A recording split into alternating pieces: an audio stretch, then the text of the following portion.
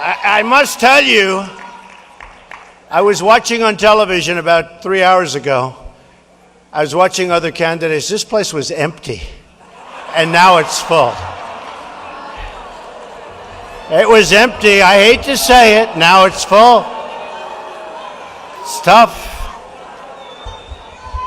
I know. Thank you, darling, and I was waiting on you. But I guarantee Carl Cameron and the people in the media will not report that. I guarantee. Because I know how their minds work. Reuters just came out a little while ago. 34% for Trump, 19 for Carson, 9 for Rubio, 7 for Cruz. Florida. Well, I have an advantage because I have thousands of jobs in Florida. You know, we have Doral. We have many buildings on the beach. We have Mar-a-Lago. We have a lot of different places. So I have an advantage. But Florida, a very, very new poll, 37% for Trump, 16 for Rubio.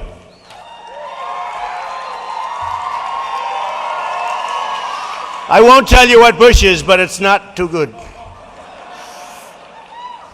So coming over, I was watching the news, and actually 2 major anchors from 2 networks were very nice today, because they said, whether you like it or not, Trump said this. They're bombing the hell out of the oil fields. You believe it? I've been saying they should have done that for 2 years now, because they're taking the wealth away from ISIS. Now, if you remember when I said it, everybody said, oh, can't do that, can't do that. I said, why can't you do it? Frankly, we shouldn't have gone to Iraq, but once we went there, we shouldn't have gone out the way we did. And when we did go out, we should have kept the oil, not just bombed the oil. We should have kept the oil. And we should have given the families of the great soldiers that were killed and badly wounded and badly injured, and our wounded warriors, we should have given them a lot of money from those oil fields. We got nothing. We got nothing. We got absolutely nothing. So now they're bombing the oil fields, and it's about time. Correct. Stand up, whoever said that. That's very smart. Stand up, darling. Beautiful. It is about time. And 2 of the anchors got on, and they said, whether you like it or not, Donald Trump predicted it, and he said that's what you should do. You know, it's interesting. I wrote a book in 2000, and in the book, I mentioned Osama bin Laden. I said, bad guy, he's going to do damage to our country, and we better do something to stop him. This was 2 years before the World Trade Center came down, through him, auspices of him. And another anchor, a great one, Joe Scarborough, on the show the other day, somebody gave him the book, said, look at this, Trump predicted 2 years before this happened, 18 months to be exact. He had the name Osama bin Laden in a book, The America We Deserve, which was a book I did. Successful book. My new book is really successful. Crippled America. I hope everybody's going to go out and buy it. That's really successful. But he said, whoa, when did he say Osama bin Laden's going to come and do damage? This was before the World Trade Center came down, Joe. Whoa! He goes, whoa! Well, you know, you have to know what you're doing, and we need people that know what they're doing. So you just take a look. Now we're on a subject that I think I know a lot about. It's called immigration. And had I not come out in my now famous opening remarks at Trump Tower when I announced that I was running for president, and had I not talked about illegal immigration, I don't even think you'd be talking about it today. Because I watched Ted Cruz and I watched Marco Rubio. They're fighting over who's tougher. Who's tougher? Well, let me tell you something. I was tougher when it wasn't very politically popular to be tough. And I took a lot of heat. Rush Limbaugh said, nobody has ever taken more incoming, an expression I never heard in that context, talking about the media. But nobody's ever taken more incoming than Donald Trump. And I did. I was taking a lot of abuse from those characters right back there. A lot of abuse.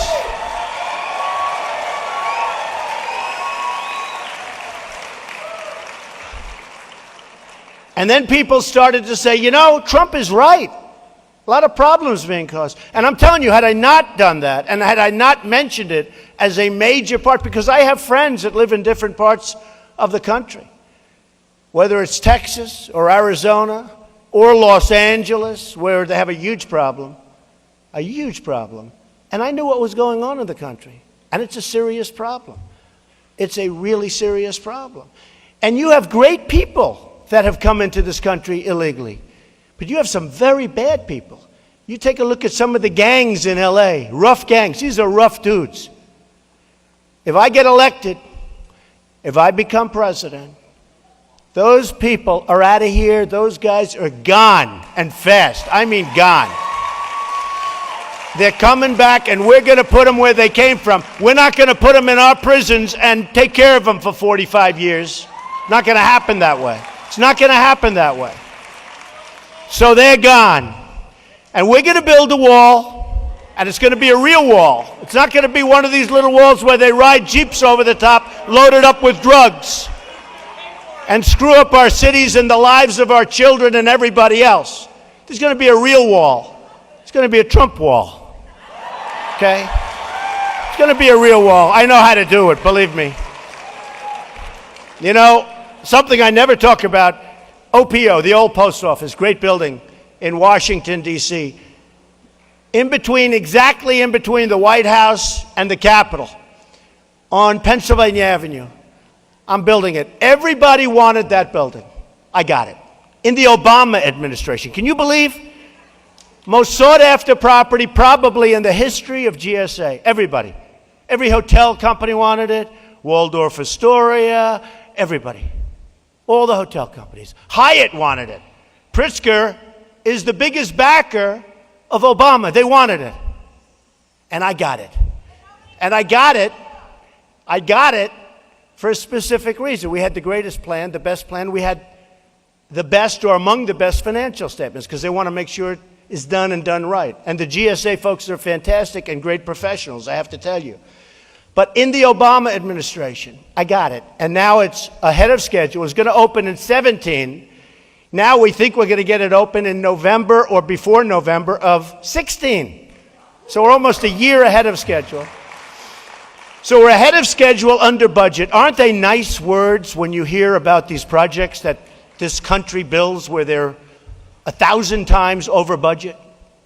So I'm under budget, ahead of schedule. It's going to be, I think, the greatest hotel in America. I already have the greatest hotel in America. It's in Chicago. But the greatest hotel in America. It's going to be something that's going to make a lot of people proud. But I know how to build. And that wall is going to be a real wall. And that's going to be a really powerful wall. And it's going to be a beautiful wall because someday they'll probably name it after Trump. It's got to be beautiful. It's true. The Trump Wall. It'll be called the Trump Wall. And it's going to have a door in it, a big, beautiful door, because people are going to come into the country, because I want them to, and so do you, but they got to come in legally. They got to come in legally. They've got to come in legally. And I said, the bad ones are going out so fast, and that's going to take place before we even start the wall. You know that Hillary Clinton and the worst. She will be so bad. She will set this country back so far, so fast. If we have to go through 4 years of this bedlam, of this turmoil with Clinton, where the whole world blew up around her. You look at what she's done as Secretary of State. The whole world blew up. It's like we're a different world. ISIS, Iraq. Look at all the bad things. Libya. Benghazi, all of these things. Just look at what's happened to the Middle East. Look at what's happened to the world.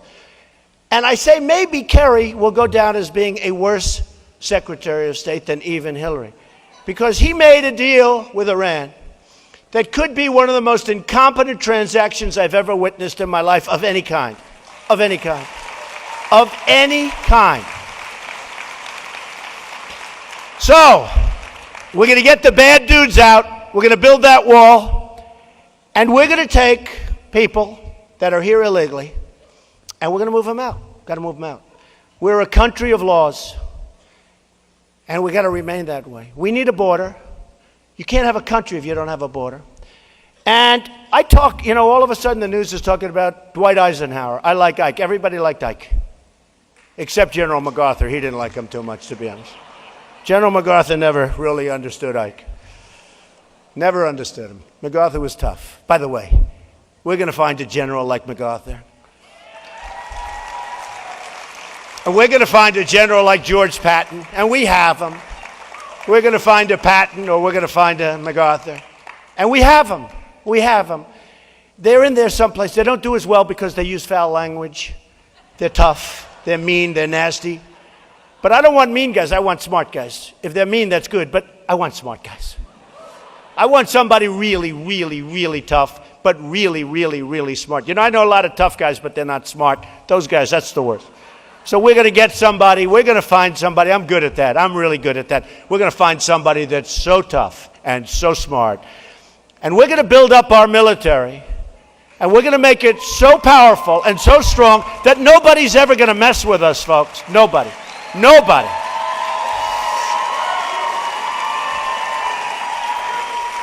And we're going to take care of our vets. We're going to take care of our vets who are not being treated in many cases as well as the illegal immigrants. You got the illegal immigrants being treated better than our vets. So we're going to do that. And we're going to, by the way, we're going to terminate Obamacare and we're going to replace it with something much better. Much, much better. But because the topic is so hot, I'm just going to finish off with immigration. We're going to triple up the number of the Border Patrol. These Border Patrol guards are phenomenal. I met them. I was in Laredo, Texas, a couple of months ago. These are tremendous people. They want to do their job. They can't. They're told to stand down. Stand down. People walk right in front of them, wave at them. Hi, hi, hi. Guess what? I just became an American citizen, and all of these suckers out here are going to pay for me for the next 85 or 90 years. That's what's happening. So they're told to stand down. When I'm there, they're not going to be told to stand down. They're going to be told just the opposite, believe me. Believe me. And we're going to triple up the number. Now, with Eisenhower's plan, a lot of people never heard of it. Now, all of a sudden, they say, oh, there was no plan. Now they found out I was right. Just like I'm right about the anchor babies. Turned out I was right on the anchor babies. Okay? Congress, you might not even need that. And for years, people thought, you go to Mexico, try having a baby in Mexico and say that baby's going to be a Mexican citizen. Try it. They would laugh at you so hard. They would laugh so hard. We're run by incompetent people. Our leaders are incompetent. They're incompetent people. And I know many of them. And not only don't they have business ability, not only don't they have heart, they don't have common sense. And a lot of it's common sense. And a lot of it's leadership. And we certainly have no leader. That I can tell you. So, we're going to triple up the ICE officers. We're going to go nationwide E-Verify.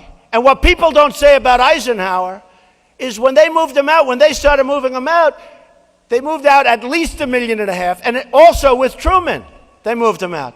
Do you know what happened? People started seeing they're moving him out, and people started leaving. Many people started leaving. They said, oh, man, this is too tough. We're getting out of here.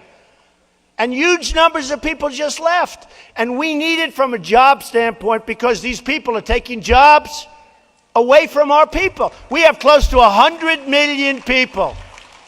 Our real number for jobs, unemployment, is down to 5.2. Let me tell you, every place I go, I have 10,000 people, 5,000 people. I just told you, this room was empty on television 2 hours ago. Now it's full. If you had a real 5.2% unemployment, this room would be empty and I wouldn't be drawing 25,000 people to speeches. Believe me. Believe me. That's the way it is. Now, we're going to defund sanctuary cities because sanctuary cities are a disgrace. They're a disgrace.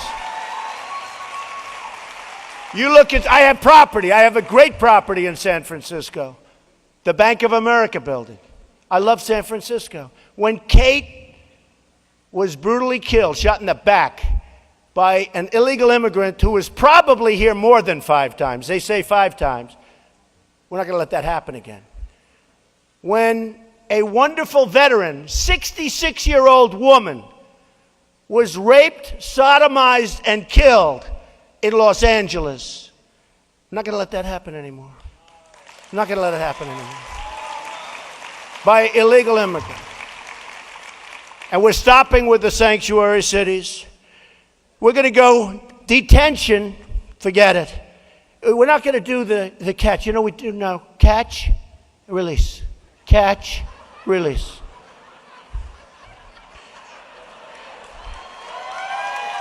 Unbelievable. The birthright citizenship, the anchor baby, birthright citizenship, it's over. Not going to happen. Hundreds of thousands of people a year, coming from all over the world, by the way. It's over. Not going to happen. We are going to hire Americans first. We're going to take care of our Americans. You ever hear of the DREAM Act? The DREAM Act isn't for our children.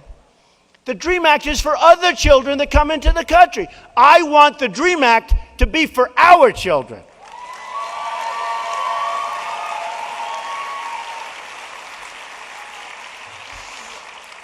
So, it's a fantastic honor to be with you. This was one of those deals that was very nice for me because I heard you're given 20 minutes to speak, and I'm right down the road in Palm Beach. You came up. I speak for 20 minutes, I get the hell out of here, and I've done a good job, you know. It's crazy. But I have a little bit of an expression before we leave. And I've been saying it more and more, and it's sad. The American dream is dead, but I'm going to make it bigger and better and stronger than ever before. We're going to bring it back, and we're going to bring it back better than ever before. The election that's coming up is so important because we can't go through another 4 years of gross incompetence, of division. Believe it or not, I'm going to bring people together. People say, oh, you're a very divisive figure. I'm not, actually. I'm not. I'm the opposite. I thought that Obama, and I hope that Obama, I said he's totally unqualified, but you know what? The one thing, he's going to be a good cheerleader for our country. He's going to bring people together. He turned out to be a disaster as a cheerleader. And he turned out to be totally divisive. Totally divisive. Who would have thought this possible? So not only has he been a terrible president, but he's been a divisive president. And it's not going to happen.